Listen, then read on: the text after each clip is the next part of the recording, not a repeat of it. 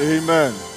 You know, I introduce myself every Sunday, and I say good morning and welcome to New Covenant House. My name is Femi Omotayo, and I am the lead pastor of this congregation. Then I say if we haven't ever met in person, I'll be standing outside after the service.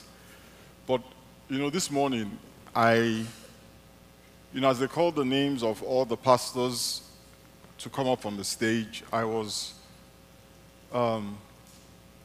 reminded of how impossible this work will be for me, for my wife. It will end for these guys. I just want to appreciate all of you. We work together, and many times the rhythm of the work does not give us much time, to express gratitude and appreciation for one another. We're so busy trying to make sure everything is done properly, done well, done on time, that, sometimes that's just all we're thinking about. But this morning, I want to especially appreciate every single one of you. Charles, Dami, Tolu, Sheikh, Somi, Tosin, Lanre, Femi, Hawaii, he's not here today, BJ, Christy, Tobori, all of you. I am really very grateful to all of you for the work that God is doing with you, for the work that God is doing with us. And I want to especially appreciate my wife,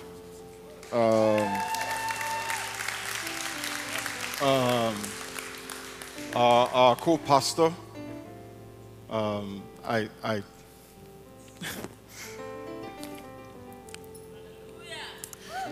am not the easiest person to live with.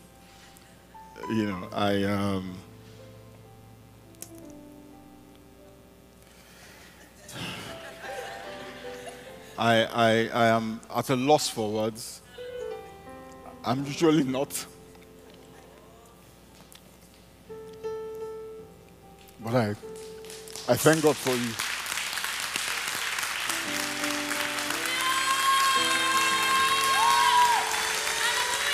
I really appreciate you. I know that I sometimes I struggle, with certain things. By the way, you look amazing.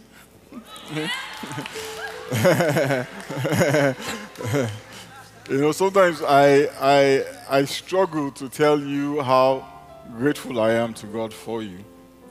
And not because not because I'm ungrateful, but I just wasn't raised to be effusive, in the expression of emotion. But this morning, I feel it's very appropriate. It's appropriate every day, but this morning is particularly appropriate, for me to tell you in front of the whole world how grateful I am for you.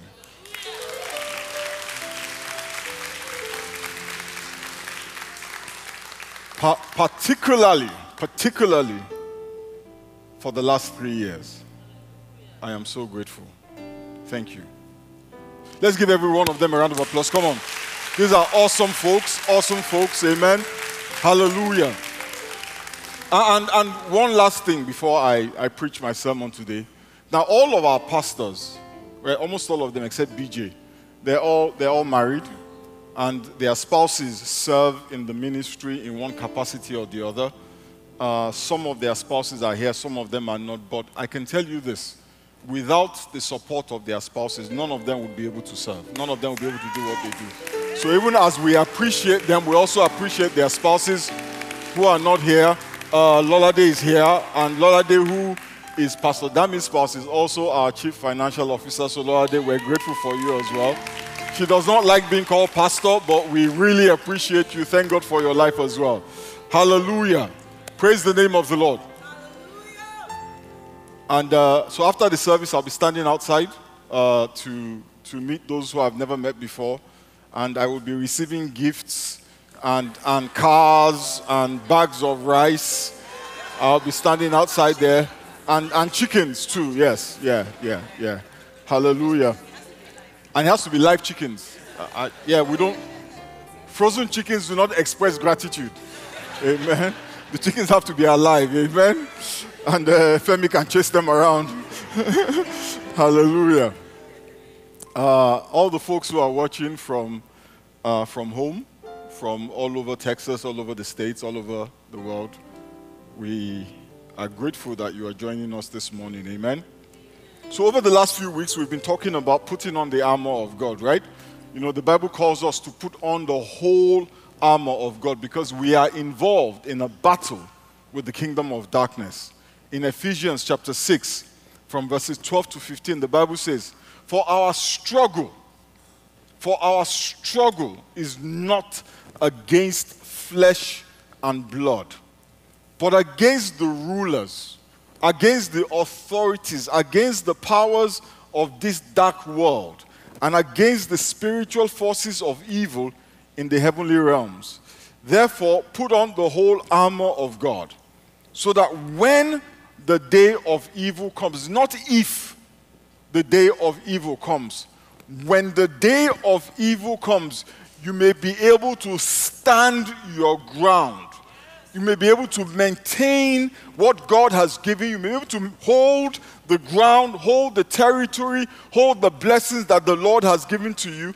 And after you have done everything, to stand. Stand firm then, with the belt of truth tucked around your waist, with the breastplate of righteousness in place, and with your feet fitted with the readiness that comes from the gospel of peace.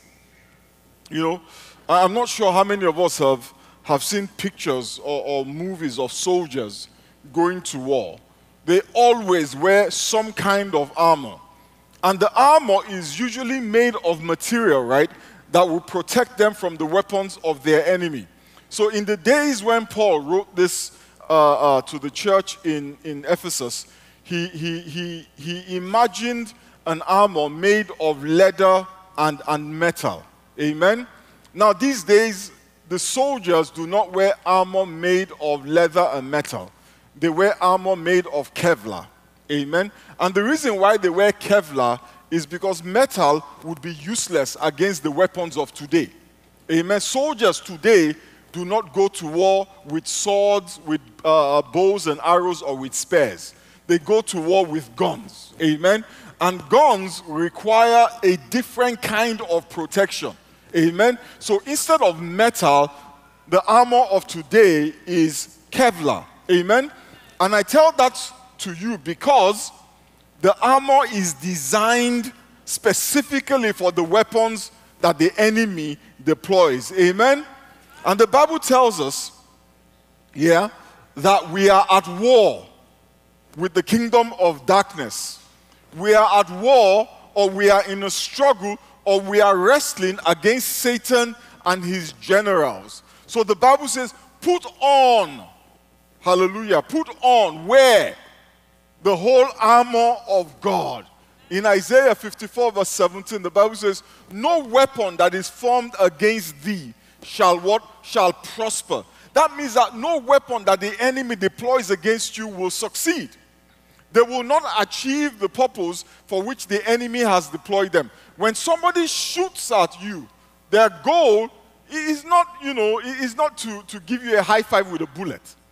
When they shoot at you, the goal is to kill you. That is the purpose, amen? And if they do not kill you, if the bullet does not kill you, that means that the bullet has failed. If they stab you with a knife, the purpose is to kill you. Hallelujah. So the role of the armor is to stop the weapons that the enemy has formed against you from succeeding, from prospering. The reason why the weapons do not work, why they do not succeed, is because we have the protection that comes from wearing God's armor. It would be foolish. Don't you ever say foolish?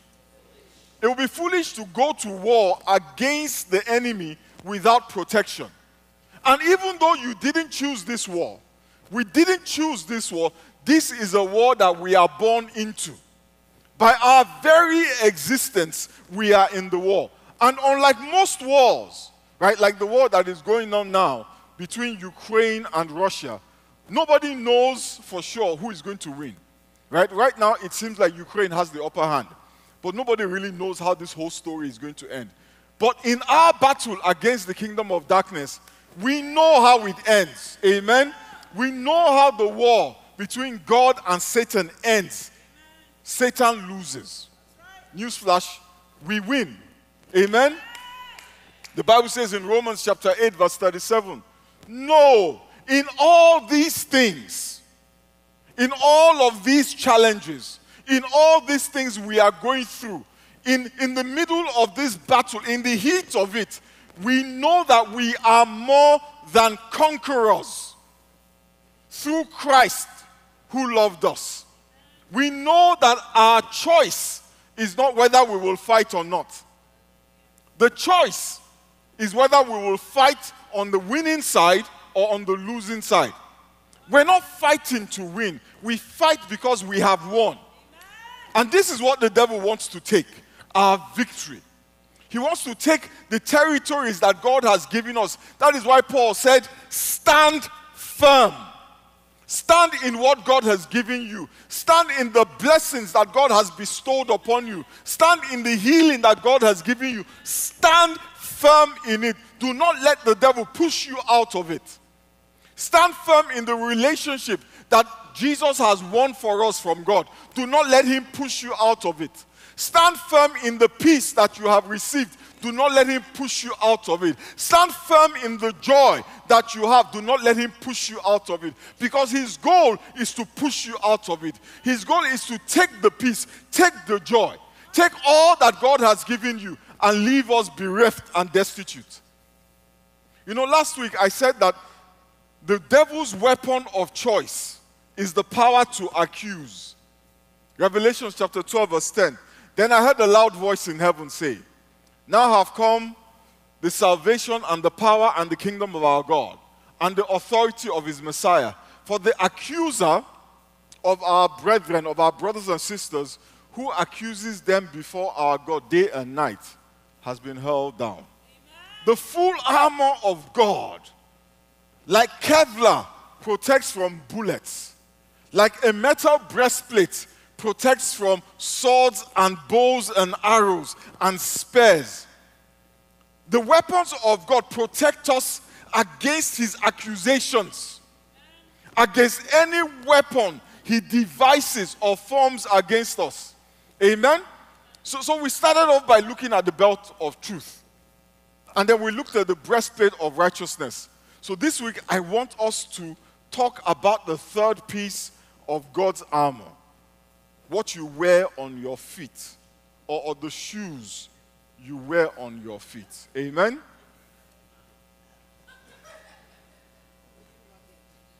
Ephesians chapter 6 verse 15 says, and with your feet fitted with the readiness. Put the picture back up.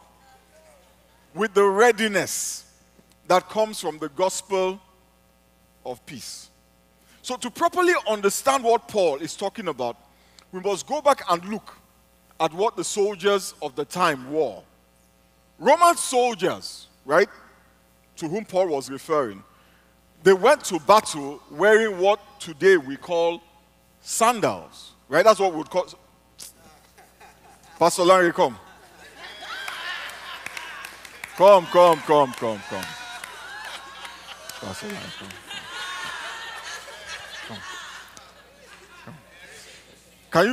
Can you give me that chair, Pastor Dan? Give me that chair. I want to. Yes. Pastor Dan, please, can you put your shoe right there? No, come like this. Come.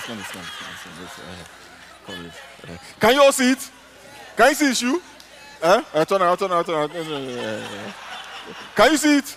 Wait. Yeah, lift up your leg. Okay, thank you. Can you see it? Can you all see it? Can everybody see it? If you can't see it, raise your hand. We'll come to you. Yeah, can you all see it? Okay, wait. Some people they can't see. Can you see it? Can you see it? Thank you. Let's give a round of applause.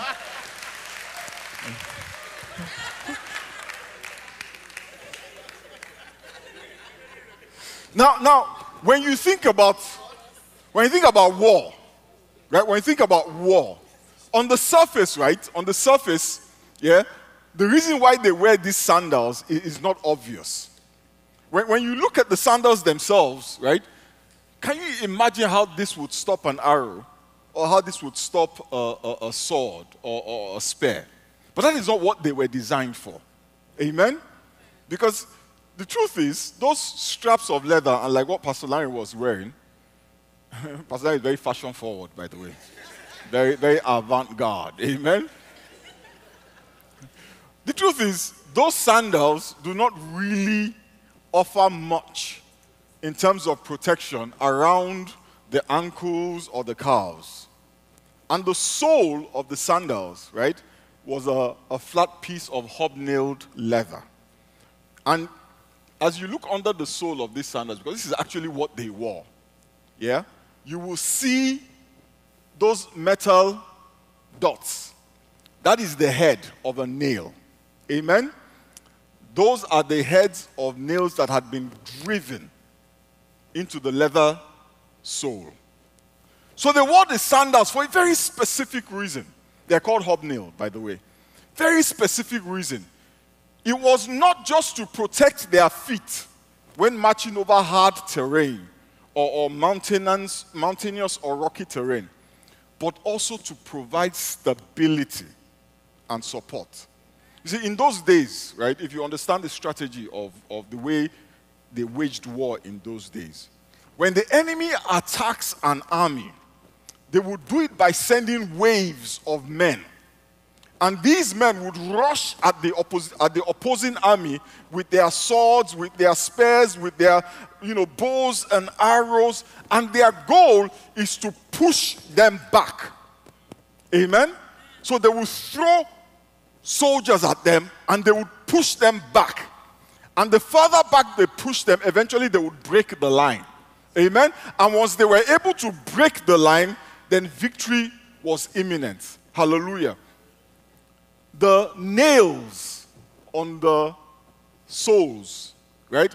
It helped the soldier stand firm without slipping or being pushed back. So they would dig in, and as they pushed, instead of sliding, the soles would dig into the ground, and they would be able to resist the enemy. That's what the soles did. It helped them to stand firm. It helped them withstand the weight of the enemy's attack. Without the sandals, they would just slide back under the weight of the enemy's attack. And the further back they slid, yeah, the greater the chances that they would lose the war. Without these sandals, the soldiers could not stand and fight. They could not maintain their balance. They could not focus on the battle because they were, their attention and their energy was on not slipping and sliding. So this sandal is a critical part of a soldier's armor. But Paul is asking us to put on God's version of a Roman soldier's sandal. God's version is not made of leather and nails. I used to think God's version was just go and preach the gospel. That the more you preach the gospel, the more protected you are from the devices of the enemy. We used to think that it was evangelism that was the key. And it makes sense, because we have this mentality that we have to do, that God responds to what we do. But that is not quite accurate. Even though evangelism is very important, it is a critical responsibility of every Christian. When Jesus Christ was about to return to God after his resurrection in Mark chapter 16 verse 15, he said to them, "Go into all the world and preach the gospel to all creation." Every disciple of Christ is called to preach the gospel. Each one of us is called to preach the gospel. And when I say preach, I want us to be clear that it is not referring necessarily to preaching from a pulpit like this one. Hallelujah. He is referring to telling people about the gospel, sharing the gospel with the people that we meet, with the people that we live with the people that we work with. Hallelujah. With the people that we love. And even the people that we don't love as much. Now, but is that the reality though? Are we preaching the gospel? Okay, let me ask you a question. Let me embarrass you all. The folks at home are thanking God right about now that they are not here. When was the last time anybody here? Okay, let me rephrase the question. If you have preached the gospel, told somebody about Jesus who didn't already believe, who didn't go to church with you in the last 10 days, raise your hand. Praise the Lord, somebody. In the last 10 days, raise your hand. Don't be shy. It's a good thing. In the last 1 month, raise your hand. No, if you raise your hand for 10 days, you can't raise your hand for 1 month. that's double counting. In the last 6 months, in the last 1 year, in the last 2 years, 5 years, 10 years, the number is steadily dwindling. You know what I think? I think the challenge for some of us is that we do not realize what the true gospel is. Or maybe we haven't really experienced the true gospel of Jesus. What we have experienced is religion. Yeah. Some version of Judaism. And when we try to preach that, when we try to tell people, we find out that all we have to tell them are the do's and the don'ts. If you want God to bless you, don't do that thing you've been doing. That's why you are not blessed. When they're having problems, we feel like this is the time to tell them about Jesus. And all we have to offer them, you want a breakthrough, don't do this. You have to stop. You see, this is why you are struggling. Every night you're at the club. How won't your life be hard? You keep drinking. You want to marry. But look at your social media. Every day you are dropping it like it's hot. So all we have to offer people many times are rules and regulations. Do this and don't do that. If you do this, God will bless you and solve your problems. If you don't do this, God will bless you and solve your problems. And when that is all we have to offer, we struggle with that message. Because there is no grace for it. God empowers us to share the truth. That is not the truth. He empowers us to share Christ, not Moses. So when our goal is to share Moses, we find that we have to share it from our own strength, from the wells or the bowels of our knowledge and our experience. And if all we have are rules and regulations, that is all we have to share. Sometimes we do not share Christianity because we do not want to appear as hypocrites. How do you tell people to do what you are not doing? How do you tell people to do what you are struggling to do? How do you tell them about rules that you don't obey? It's hard. Telling people that, if you would only stop this bad behavior, Jesus will take care of you. But in your mind, you know your own bad behavior. It may not be the same as theirs. So some of us who are bold will put caveats. I'm not perfect though. Do as I say, not as I do. We're all a work in progress. And, our goal is Jesus, not me. You know what I'm talking about? We throw in all these caveats, but let me tell you what happens. Once you start to put in caveats, Pastor Somi, the conviction, the boldness is not there. Because there's a boldness that is required to preach the gospel. Hallelujah. But when we know that our hands are not clean, and all we have to offer is rules and regulations. Yeah? We're not bold. The reality for many of us is that our Christianity has become a meritocracy based on how well we observe the rules and the regulations. And many of us have given up on the rules and regulations. We come to church and we spend the whole service repenting and hoping. You know, have you noticed?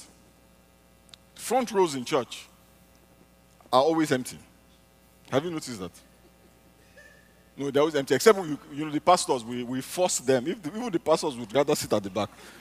I've threatened them so many times, like, my friend, if you don't sit in the front, I'll pull you to the front. Do you know why people are afraid? That you come to the front and the pastor, we suddenly catch the spirit.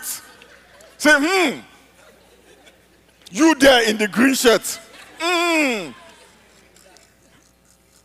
My brother, where were you on Friday night at 2 a.m.? Say, if I had sat in the back now, maybe they would have found someone else for the Holy Spirit to reveal things to. It always amuses me when people are talking to me. There's a guardedness. They almost don't want to look you in the eye because they feel like the Holy Spirit will reveal what they have been doing. I'm like, guy, try and relax. Hallelujah. And because, we have this mentality that our relationship with God is based on merit. So we don't really trust God for blessings. Because we don't feel like we really deserve the blessings. Because the blessings are attached to what we do or what we don't do. So guess what? We try to make sure that we bless ourselves. Amen? So how can you share that convincingly? How can you tell somebody who is working hard that they need to work harder? How can you tell somebody who is a good person that they need to be gooder? Seriously, how? Because, not everybody is bad. How can we tell somebody who is kind at work that they need to be kinder? So we're just standing there. We have nothing to say. Because the only thing we have to offer is performance. And we're not stupid people. We know that all we have to offer them is performance. So we just keep quiet and we do not share the gospel. We can't be convincing. So we don't even try. Anyway, that's another sermon. So what is God's version of a Roman soldier's sandal? That's my sermon today. What does God give us to stand firm when the enemy is attacking? What does God give us so that we can march over difficult circumstances? Let me tell you what it is. One word: peace. Peace. The peace that comes from being in Christ Jesus. And if you don't have that peace, then we have to question whether you have Christ or you have religion.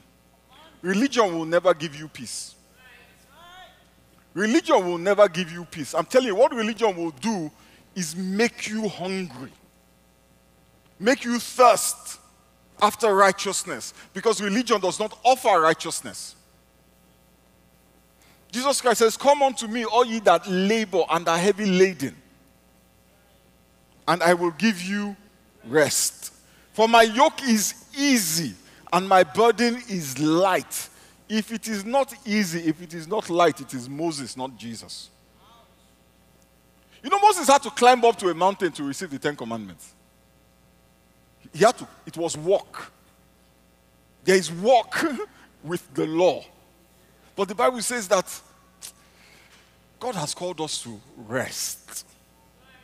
He has called us to rest. Amen? And with that rest comes peace. There is a peace that comes from God. The Bible calls it a peace that passeth all understanding. It comes through the gospel of our Lord and Savior Jesus. And that peace protects us. That peace helps us to stand firm against the enemy. Paul is talking about the peace that comes from knowing what the Bible says in Romans 5 verse 10. For since our friendship with God was restored by the death of his Son, while we were still his enemies, we will certainly be saved through the life of his Son. Verse 11. So now we can rejoice in our wonderful new relationship with God. Because our Lord Jesus Christ has what? He has made us friends of God. Hallelujah. Through Christ, our friendship with God has been restored. There's no beef between us and God. Because of Christ, we are friends of God. I don't know about you, but every time I remember that I'm a friend of God, I am at peace. You know, my wife and I, we have a really good relationship. And if there are problems, it's me. And I'm not joking. I'm the one. I own it. Hallelujah. But when we quarrel, and I know she's mad at me, and this is a secret, she doesn't know. She doesn't know. She doesn't know. She didn't know, but I'm going to tell you, but you can't use it against me. In fact, can somebody cover her ears? When she is mad at me, yeah, I can't sleep. I can't sleep. When I am mad at her, she can't sleep. Because that relationship is important to us. Right? Now, I pretend as if I'm sleeping. Hallelujah. I actually do a bit of... That's what I used to do. Then I realized that she knows. When I do that, she knows that I'm not sleeping. So one day she told me how I sound when I sleep. So I do... Hallelujah. But I am wide awake. By the time I wake up the next morning, I am tired because I didn't sleep. Hallelujah. Why am I not sleeping? Because me and her were not good. There's no peace. And where there's no peace, there's no rest. Hallelujah. And it's the same thing with God. You can't be at peace when you know that you and God are not good. When you know that if you step out of line, God is going to deal with you. Or when you are thinking that God is just watching you to block your blessings. When you are thinking that God is a problem, that somebody you have to appease, there is no peace. But through Christ, me and God, we're good. We're good. When my wife and I are good, phew, by the time I put my head on the pillow, I'm asleep. And because I know that my friendship with God is not because I have been a good friend. It's not because I always return his text messages. It's not because I never forget his birthdays. And it's certainly not because I buy him presents or take him out to lunch and pay for lunch. My friendship with God is not because I go to church. It's not because of my offering. I am his friend because when Christ died on the cross, he took away God's anger. God poured out the punishment that was meant for me on him. So it doesn't matter what happened that morning. It doesn't matter what happened 10 minutes before I went to bed. I am what? At peace. Because I know that my peace, or I know that my relationship with God is not dependent on my performance. I do not merit it. I have not earned it. Christ worked for it, earned it, died for it. When Jesus Christ died, he said, well, it is finished. Listen, you can't undo what God has finished. Hallelujah. Hallelujah. That is a revelation for somebody. You cannot untie what God has tied. You cannot get God to unforgive you. You can't. Somebody will get that. Let's read Colossians chapter 1. This is why we should have peace. You know, we spend so much time reading the Psalms, reading Isaiah and Ezekiel and Lamentations. We spend so much time reading about David and Solomon and all of these wonderful people. But we always forget that we have a different relationship with God than those guys. They operated on a different covenant, different paradigm. You cannot compare yourself to Moses. You can't even compare yourself to David. David would be jealous of you. And this is why. It says, Christ is also the head of the church, which is his... Colossians chapter 1. Thank you. Christ is also the head of his church, of the church, which is his body. He is the beginning, supreme over all who rise from the dead. So he is first in everything. For God in all his fullness was pleased to live in Christ. And through him, God reconciled everything to himself. He made peace with everything in heaven and on earth by means of Christ's blood on the cross. This includes you, who were once far away from God. You were his enemies, separated from him by your evil thoughts and actions. Yet now, he has reconciled you to himself through the death of Christ in his physical body.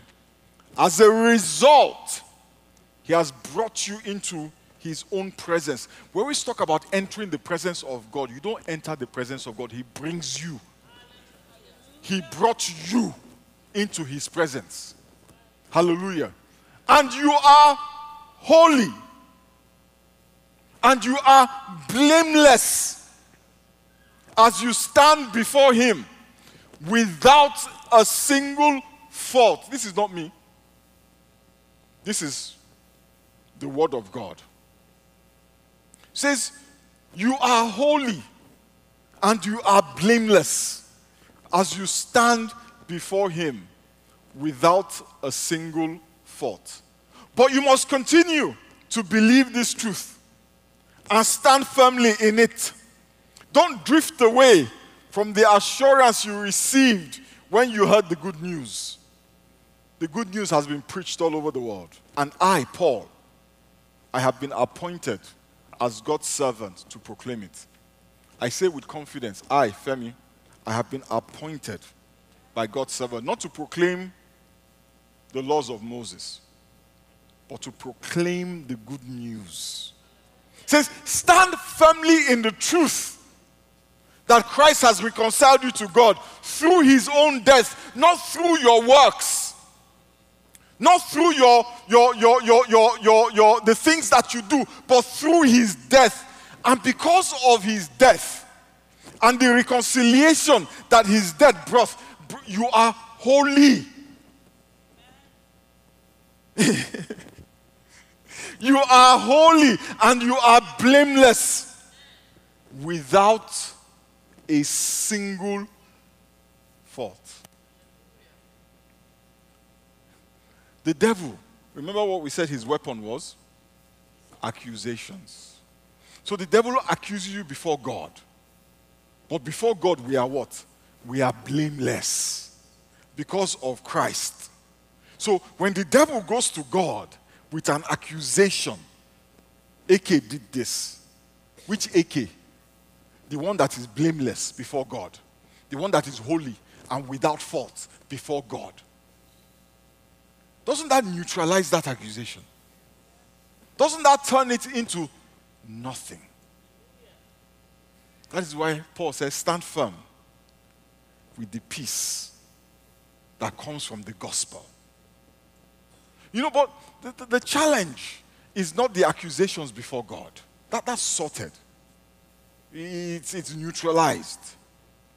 He's like he's shooting blanks when he accuses us before God. The challenge is that he accuses us in our own minds. So he reminds us of our sins, of how often we have fallen. And when he does that, the plan is to keep us in the place of sin, wallowing in it, struggling to do better so that we can impress God. And when we fall short, he tells us that God will not help us. He quotes scripture, says, God's hand is not too short to save, nor his ears deaf that he cannot hear. But it is your sin that has separated you from God. He did it to Jesus. He quoted scripture to Jesus. And Jesus Christ says, get thee behind me. Flee from me. And what he's trying to do is kill your hope. Kill your hope until you give up. That is why Paul says, stand and stand firmly. Don't give up. Because when you give up, he can declare victory. Romans chapter 8, 31 to 34 says, what shall we say about such wonderful things as these? If God is for us, who can ever be against us? Since he did not spare even his own son, but gave him up for us all, won't he also give us everything else? Everything else. Give us everything else. Not for us to earn everything else. And why does he give us everything else? Because Jesus Christ has qualified us for everything else. When he looks at us, my brothers and sisters in Christ, we stand before him how? Holy, blameless, without a single fault. So all the folks who are telling us to be holy, really what they should be telling us is be in Christ. Because in Christ you are holy. Our holiness does not derive from our actions. Our holiness derives from, are we in Christ? Verse 33 says, who dares accuse us whom God has chosen for his own? No one. For God himself has given us right standing with himself. Who then will condemn us? Who then can condemn you? No one. For Christ Jesus died for us and was raised to life for us. And he is sitting in the place of honor at God's right hand, pleading for us. When the devil accuses you, you know it's an empty accusation. Because when he takes that accusation to God, nobody condemns you. When he goes and tells them in heaven, as if they are blind and they cannot see, he says, do you know what AK did? And he's looking around for who's going to stand up and condemn her. No one. No one. Because the God who would condemn is the one who paid. So God doesn't need a memo. He doesn't need somebody to come and tell him, sir, this one we actually already paid. No, he paid, so he knows. That knowledge, that is where peace comes from. No matter what the devil says, if you keep this word in your heart, you will have peace. No matter what accusation the devil throws at you, you will have peace. And when you have peace, you can stand. You can stand. That absence of that peace, it is there because we keep looking at things that God has taken away. We keep trying to pay for what God already paid for. And we lose peace because we keep thinking, have I done enough? Have I done enough? Have I prayed enough? Have I fasted enough? Have I given enough? Have I served enough? So we keep escalating. Maybe I need to serve more. Maybe I need to give more. You know, they say give until it hurts. The more it hurts, the more I will get. So until you lose your house, it doesn't really hurt. Maybe you can't buy gas in your car. That hurts a little bit. Just a teeny bit. But it needs to hurt more. It needs to hurt more. Because God likes it when it hurts. He does. That's what pays the price. The pain. The blood. That's what pays the price. That is why the sacrifice of Jesus is more than sufficient. Because it hurt. It hurt him and it hurt Christ. Blood was shed. So he doesn't need your blood. He doesn't need your pain. He doesn't need your tears. He doesn't need you to be homeless. He doesn't need you to be broke. He doesn't need you to be destitute. Because all of those things he did to Christ. So we have peace. Knowing that Christ paid the fullness of the price. Christ didn't get a discount. He didn't get a discount. He paid the full price. So I can sleep at night. I can sleep. Because I know the price has been paid. So when the devil launches those accusations, oh, my brothers and sisters, he's very good at it. Launches those accusations, say, the reason why, Femi, do you know why all this is happening to you? Even when you are sleeping sometimes, yeah, he will launch dreams full of accusations. And you wake up in the morning with all of these dreams, and you're thinking it was the Lord that gave you the dreams. But you don't understand that the devil is standing by your bedside, whispering in your ears, painting pictures of how bad you are. So you wake up in the morning thinking, if it was in my dream, that means it must be true. The only thing that is true is the word of God. Whether you dream it, whether a prophet said it, whether you are walking down the street and you saw it, what does the word of God say? It says you stand before God, holy, blameless, without one single what? Fault. Let God be true and every man. Let us bow our heads and pray. Father, we thank you for peace. We thank you for peace.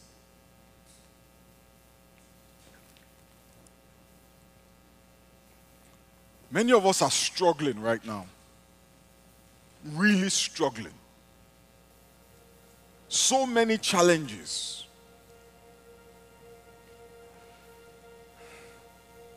So many challenges.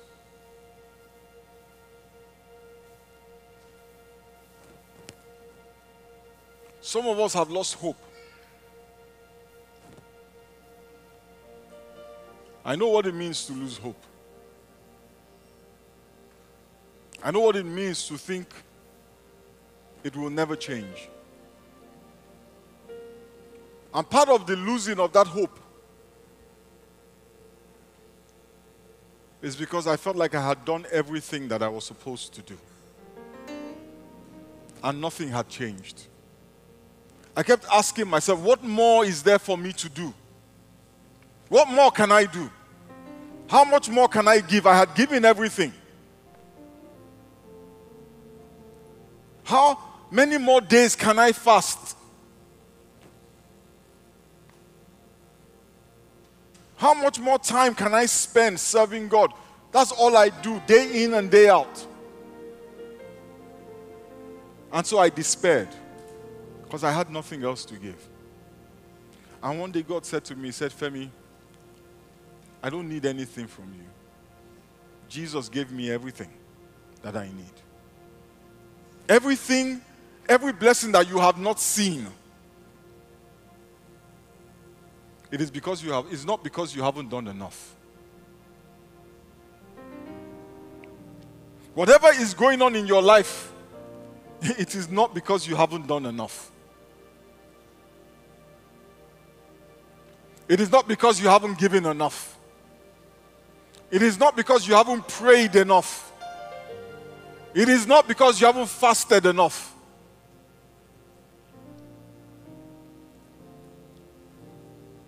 Whatever is going on in your life right now, I want to tell you today, God loves you. Even if the enemy is opposing you,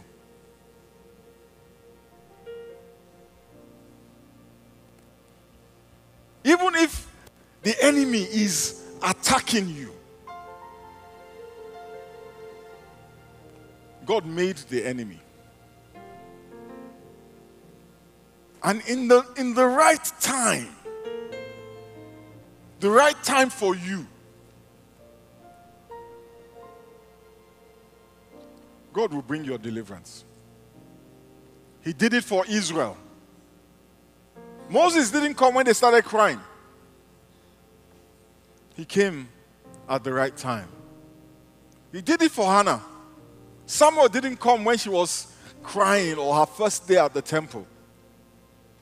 Samuel came at the right time. The man by the pool of Bethesda, the woman with an issue of blood, Zacchaeus at the right time. At the time when in his love he knows that this is the time for you. And there's somebody here who is going through it. The Lord said I should tell you, this is the time for you. What you need to do is just start to thank Him for it. Thank Him for it. There's someone else here, the Lord said, this is the time to change direction.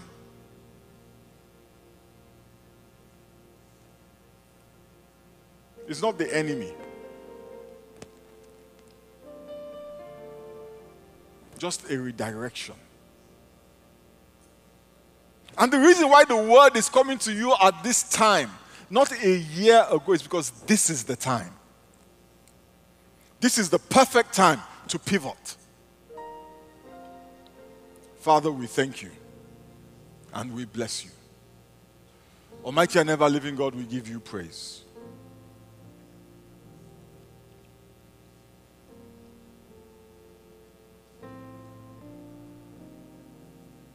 The Lord sees your tears.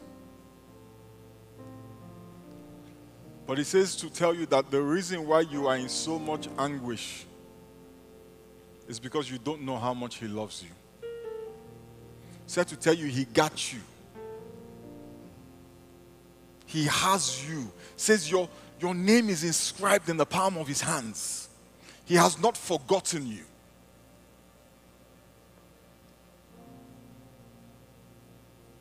Rejoice in His love. It's hard, but rejoice in His love. So, Father, we thank you and we bless you, Father. We give you praise. Father, we commit each and every one of your children here today into your hands. We ask, Father, in the name of Jesus, that you will,